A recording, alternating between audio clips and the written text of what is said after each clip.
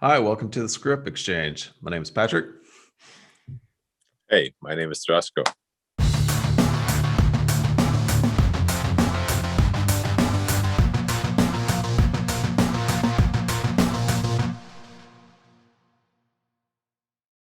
Today we have with us a guest, Frank Jiovani, who is a professional race car driver who actually went across and raced our co-host Drasko in a go-kart. And we're going to start that off with them talking about this story, and then Mr. Giovanni is going to talk more about race car driving in general and some of the things that he has learned in his career.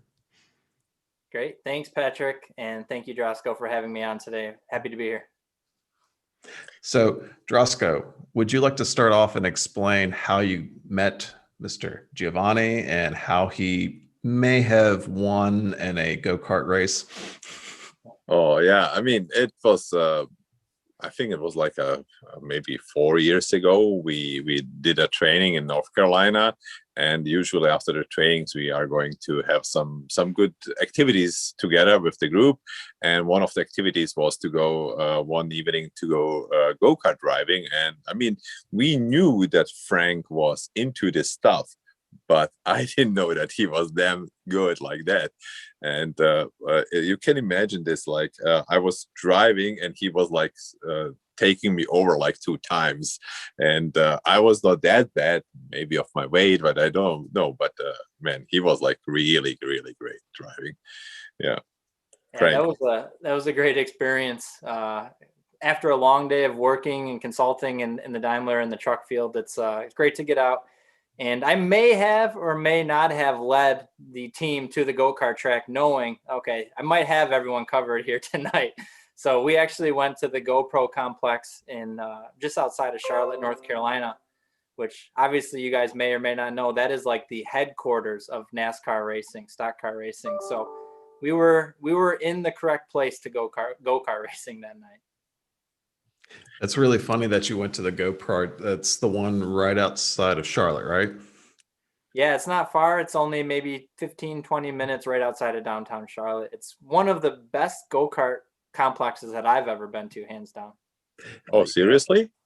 Oh yeah, that's definitely one of the fastest and also very well maintained, pretty professional facility there. Yeah, luckily I was able to go there once, and surprisingly, we didn't have any professional drivers on the course, so I was able to squeak by just barely and won the competition when we went there, but it was by very like seconds. So luckily, I didn't have somebody like Frank to compete against. And that's the thing about racing that really drives me, is the competition factor. I've always, since a little kid, I started racing go-karts at 5 years old, and I've always had that drive for competition, and it's really carried me through my life into my professional career at Daimler as well. And it's a game of milliseconds, not even seconds. So a couple adjustments with your throttle, or maybe a little bit with your steering input, might result in a few tenths here or there that will either put you at the top of the leaderboard or all the way down at the bottom. So it really is that that it's that much of a balance that takes place when you talk about driving a race car or anything, just a go-kart or anything like that.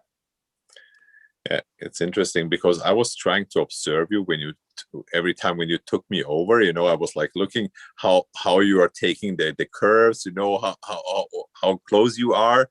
And man, and then you're just like gone, it was like so fast. I mean, I was like really impressed how good he is to take the curves and going into it and braking at the last point. I mean, that was really, really a good experience to see somebody so close driving that professional like Frank.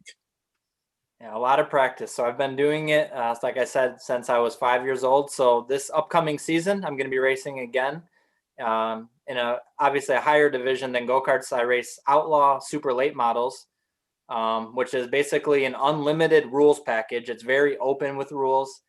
So creativity is definitely a key in my class. So this year is going to be my 26th year pretty much in a row racing. So I do have experience, and I can feel your pain. Like, I can imagine myself looking at someone, for example, that plays guitar and saying, oh, that looks easy. You know, I can play a few chords, but then you go and actually do it. And especially if you're comparing yourself with someone that has played guitar for many years, it's a lot more challenging, and there's a lot more involved than may meet the eye. How often do you practice during in your regular season? Are you every day practicing? Well, I guess with the way technology has been coming the last few years, I do a lot of practicing online. So I use a computer platform called Iracing, and it's one of the best simulations that I've ever used. They laser scan all of the tracks, and they laser scan the cars. So they're about as realistic as you can get. I have my own setup where I have a steering wheel, we have pedals. I basically have a real racing seat that I sit in. I'll send you guys a picture of it. But I do a lot of practicing online in the wintertime. It's really expensive to practice in the real race car. You obviously have to use a set of tires, which is one of our biggest expenses. The fuel and the time, it can cost over $1,200 per day just to go practice. So we've really been transitioning over to the virtual world and using online platforms like iRacing to gain more experience and seat time throughout the winter. That's very interesting. So I have a question. So you're using this virtual simulation. Like, what are you actively trying to improve when you do this? That's a great question, and Patrick. That's really good. Really what I'm focusing on is my focus retention. So in a race car, there's a lot of distractions. It's really hot. It's about 120 to 130 degrees throughout the race. You have G-forces that are pulling you around in the car. Obviously, you have to pay attention to what's happening in front of you and behind you. So really, focus retention is my key when I'm practicing. Staying focused on what's happening, not breaking concentration, and being so consistent lap after lap. Hitting your marks is basically jargon that we use in the industry to mean that you're letting off the gas and applying the brakes in the very particular way, so that way the lap times can be as consistent as possible. That is really interesting. So have you seen that it's transferred over like 100%, or do you see like a difference in the virtual world when you're doing like actual stuff? Because you mentioned like temperature, which I would assume you're not going to be able to capture that in the virtual simulation. Yeah, that's true. So I would say about, 60 to 70% of what I do online might transfer over out to the real world. Like you said, the heat doesn't get to you. There's no G-forces when you're sitting in a simulator. So that part, yeah, it doesn't transfer over. But the focus, the ability to avoid accidents that are happening close in front of you, the simulator does quite an amazing job capturing that. And one example I can give, the most time I ever put into a simulator was in 2012, and I won the championship that year racing, and the worst I finished was 6th. So I know that if you put the time in, you put the practice in, that will transfer over to the real world. That's really cool. So that's, yeah, you could probably apply that to any type of sport. You're just putting in the time. So when you're doing these racing simulations, or just on the track, actually, can you tell the audience a little bit more of like what you're trying to accomplish? So I know they talk about G-force and you talk about temperature and like focus, but like, what are you actively trying to improve? So on the racetrack, during a race, most focus is on saving your equipment, your tires specifically, because if you get the tires too hot after a certain temperature, they're not going to work as well, or you're going to have less grip, basically. So that's one of the main focuses. You can really abuse your car. Obviously, you don't want to have any damage, because then that would also affect the G-forces or the aerodynamics of the body. So our cars in particular are really sensitive to damage and hurting the aero package on the cars, and that can lead to just a few tenths loss per lap. So that could be the difference between winning and finishing 15th in the race. So throughout a race, I would just say, to sum it up, basically conservation of your tires and your equipment to make sure it's there at the end, because You need to you need to have your car in one piece to try to win at the end. So I can imagine that you are really feeling the car when you're driving, right? So if you say like the tires, if they don't have a grip, I mean, if I drive my car, I don't feel this kind of things, even if I'm driving very fast in Germany. But how does this feel when you see, okay, the tires don't have a grip? How do you recognize it in the cockpit? That's always very fascinating for me. That's an interesting question. Also, I don't know if everyone's ever asked me that. And it's hard to explain, but you can feel the car on edge. So there's a point at which the car will lose grip and you start to slide. And it's just a very minute amount of sliding, but you feel it in your seat and it's in your body. So you can feel, you almost become one with the car. That sounds very cliche. I know it's probably like out of a movie, Days of Thunder or something like that. But you basically become one with the car and you do feel all of that energy or that loss of grip in the seat. So you can feel it in your body, basically your butt. And that signal then goes to your brain, and you have to be fast enough and have quick enough reactions to react to what the car is doing. That might be letting off the gas a little bit so that way the car can regain grip, or that might be input to the steering wheel that would basically counteract the slipping of the rear tires. And that all comes with experience. And good drivers, the best drivers, the ones you see on TV, those are the ones that can communicate what's happening with the car the best. So it's one thing to feel what's happening, but it's another thing to be able to verbalize that to your team, to your crew, and say, I need more grip. Or on the flip side, the car could have too much grip, and that means the car's not turning around the corners, hence you're losing speed. So you can feel it and use your body, your senses to do that. And then the second part of that is, how do you communicate that to the team that's going to make the adjustments on the car? So are you in a permanent connection with your team? So you have like a radio connection and you tell them what's happening? Yeah, Is that's it right. Like in a Formula One? Yeah, pretty much. Obviously, Okay. they have a lot more engineers involved. It's a pretty small team. It's only a team of about 5 people that I work with. But we do have radio communication throughout the race, throughout the practice session. So yeah, we basically stay in full contact throughout the entire event. So if somebody was going to start doing some professional race car driving or just wants to get into the sport, like what do they need to know entering this type of sport? Like if you were going to talk to yourself in the 26 years ago is when you were starting, it's like what do you really need to know going into the sport? Let's see.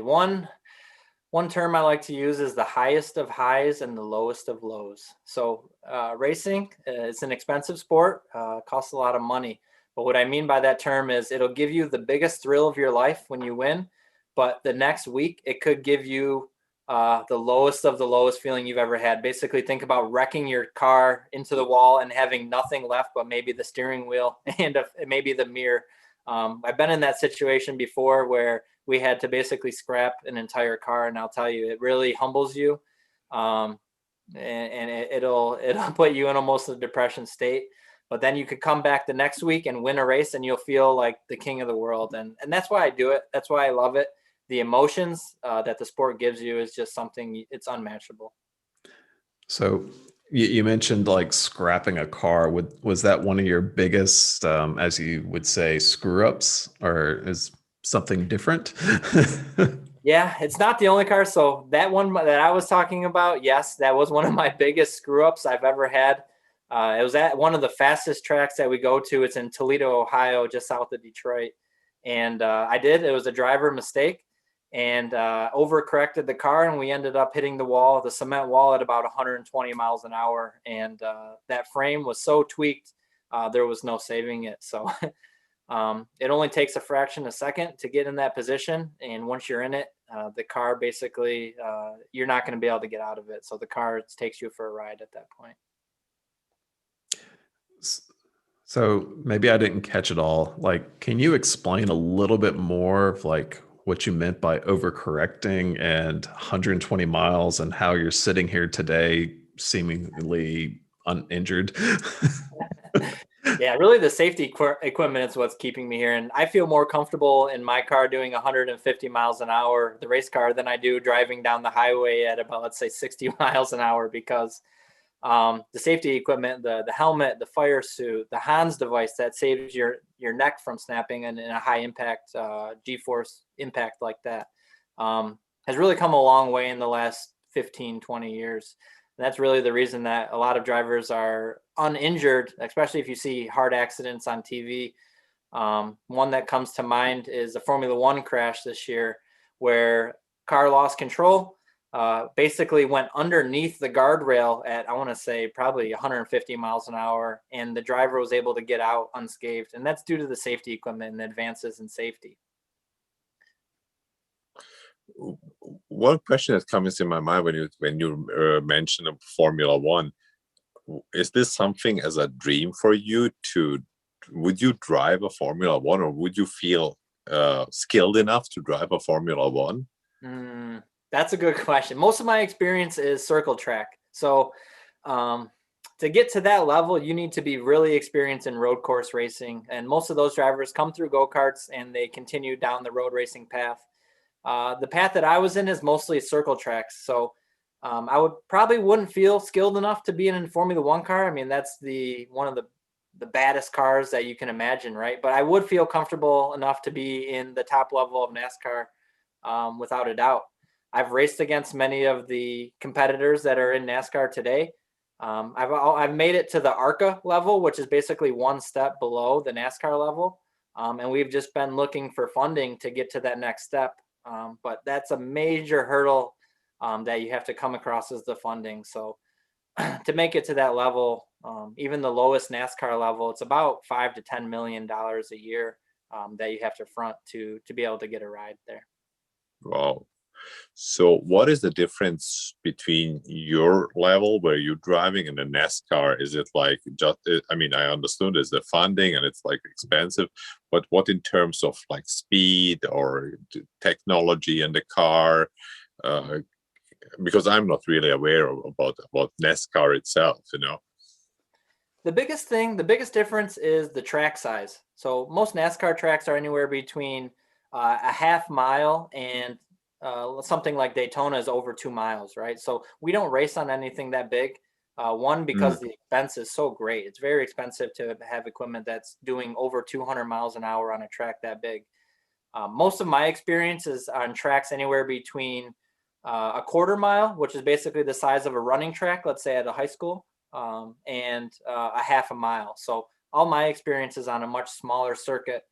But the speed is still there. Top speed of 150 miles an hour, not quite 200, but at that point, it's pretty close. You still get the thrill of the speed at 150 miles an hour, a couple inches, a couple centimeters away from other cars.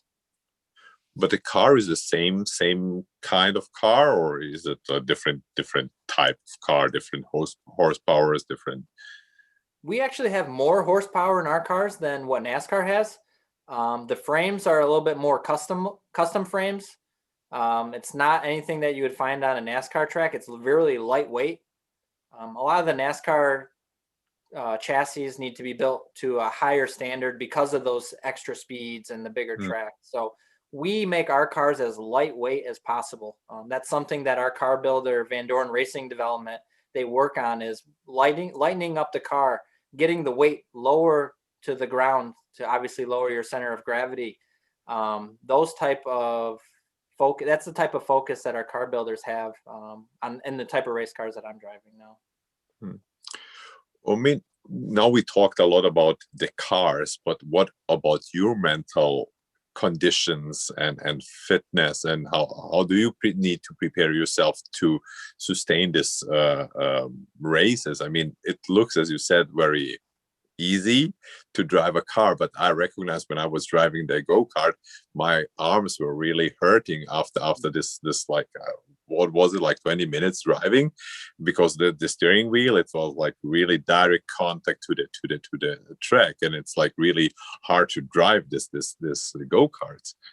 Yeah, so to put it in context, most of our events are anywhere between an hour and an hour and a half in that car. Like I said before, we're experiencing temperatures of 120 up to 130 degrees, and the G-forces, right? So to prepare for something like that, I usually start hydrating on Wednesday for an event that's on Saturday, especially during the summer. So hydration is key. You have to stay hydrated to be in an event that long. And then mentally, obviously, I think the virtual racing online, that's helped a ton to improve my focus, to improve my reaction time, and then physically as well, right? So I do jogging. I'll get myself physically active, especially closer to race season, to make sure that I have the endurance to last that hour and a half in the race car. And to even add on to that, honestly, the hardest part is time management. So yeah, we race on the weekends, but I spend 2 to 3 nights a week in the race shop preparing the cars. And we have a term that's basically, that's where championships are won, is in the garage. So you have to put your time in. You have to dedicate time to servicing the car. It has to be maintained, just like equipment in a manufacturing facility, right? We have preventative maintenance activities that we do to make sure the equipment doesn't go down, so we don't shut down the assembly line. It works very similar as well in the race world. We have a checklist that we go through, preventative maintenance measures, which would include oil changes, gear lube changes, greasing up the bearings, making sure our safety equipment is working properly. And that's really where championships are won, is in that preparation. Could you use your lean manufacturing skills in this business? Oh, absolutely. I mean, the more I learn at work about lean manufacturing and the lean way, the better my race program is getting. The way that we manage our equipment, like I said, that preventative maintenance, like keeping a maintenance schedule, is something that I do now. All of that ties into the racing world. I can almost apply everything that I'm learning through lean management into my hobby, which is basically this race program. It's very interesting. I think we should ask Lewis Hamilton or to join one of our trainings. Maybe he will get much better. Patrick, what do you think about that? Definitely. That's a good idea. No, this is really interesting. So, like, you might have a new opportunity for applying lean management and race car driving, which I would have never thought before. So, At that level, at the F1 level, I think you could apply even more of the principles to what they do. I mean, think about a race team that has to pack up 2 or 3 semis worth of equipment, have everything that they need, and transfer from country to country to country. I mean, they're moving their whole program around, unpacking it, having everything that they need there. And I can't imagine the logistics that go along with that, the preparation. It's just, it's almost mind blowing. I don't know how they do it. Yeah, they should use them for the vaccines right now, right? Yeah. They can figure out the supply chain. There's no doubt about it. They know how to move equipment around the world. Absolutely, absolutely.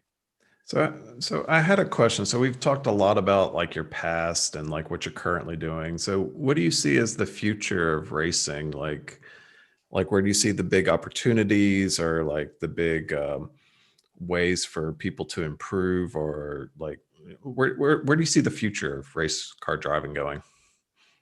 To be completely honest, it's not where I want it to go, but honestly, the virtual world, I see more and more of the racing, virtual racing being shown on TV, and really the cost of racing a real car is it's just too much. It's almost too much. Obviously, the carbon footprint is a huge topic right now. So if you're racing virtually, there's no carbon emissions being emitted. So that's one thing that could lead to more virtual racing. When I think about younger kids or the new generation, I don't know if they're X or Y or Z, I'm not sure what we call them now, but the brand new generation that's just 10 to 15 years old now. I don't think the opportunities are there to have an affordable race program, right? So we used to be able to go to the junkyard, pick out a scrap car, and that would be your hobby stock. So you could go very inexpensively and race that car. I just don't see that opportunity for our younger generation for that opportunity to be there. And I think it's going to steer more and more young kids to virtual world or being able to race online. And it's really cost effective. I mean, I was able to put together a very low cost simulator for a couple $100. I basically used scrap wood that I found around my house, put together a plan to build a frame, and then I bought my my steering simulator, my pedals through Thrustmaster, which is a popular gaming brand, and they sell professional race wheels. So I think that's the future going forward. Not happy about it because a lot of lessons learned will be missed, like how to work on cars mechanically, how an engine works, a combustion engine works. I was able to learn all those things throughout racing. So that's the way I see the future of racing. It's not really, I'm not really for it, but I think just due to cost and environmental and those type of things, that's going to go that direction. So when are you going to drive NASCAR? Funding. I'm looking for funding. So yeah, if anyone is out there that wants to sponsor, like I said, even to make it to the lowest level is about $5 million per year. So if anyone has a company that wants to sponsor me, please reach out. And you can find me at my website, frank.jiovani.com. And you'll be able to find me there. Facebook, Instagram, I'm on all the social media sites. I advertise companies that advertise with us. I'll promote them online. So if they have any special events coming up, any sales, any promotions going on, if they sponsor our team, I'm more than willing to advertise for them and put that out there. And that's kind of a side business that a lot of people don't see in racing. So like I mentioned, I made it to the ARCA division, which is one level lower than NASCAR. But what people don't see is the sponsors, the entrepreneur that a race car driver has to be. You have to be able to go out to a company and explain to them why they should invest cash, which obviously a lot of companies don't want to give you just straight cash, and why that's going to benefit them. Are they going to be on TV nationally? Are they going to be advertised in social media? Like how can I benefit your company and make your investment valuable? And that's something that I didn't realize growing up that was going to be the biggest struggle for me. You really have to be a go-getter and being able to talk person to person and communicate why is it important to sponsor me and what can I do for the company that's going to sponsor me. That's really great. Yeah, so why should we sponsor you? What was that? Why should we sponsor you? It's a good question. So I can get you more views on YouTube. That's what would be my answer right now. And that's really how you have to spin it. And there's a lot of business to business sale, a lot of business to business opportunities, and you kind of have to push that. So you use your relationships and help build your sponsors' relationships. So it's really a complicated. It's almost like politics, and you have to look at it that way. And to be successful, to be a real race car driver, you have to have that side of the business mastered as well. Not only driving, that's only half of it, because you can be the best driver in the world, but if you don't have the funding to go to the next level, then that's going to be it for you. So that's one thing I've learned along my career. You have to have both sides of the business. That's really interesting. And also really want to thank you for coming on the program. So, thank you again. And for everybody that's interested to sponsor or try to get Frank up to the NASCAR level, please look at the links in the description.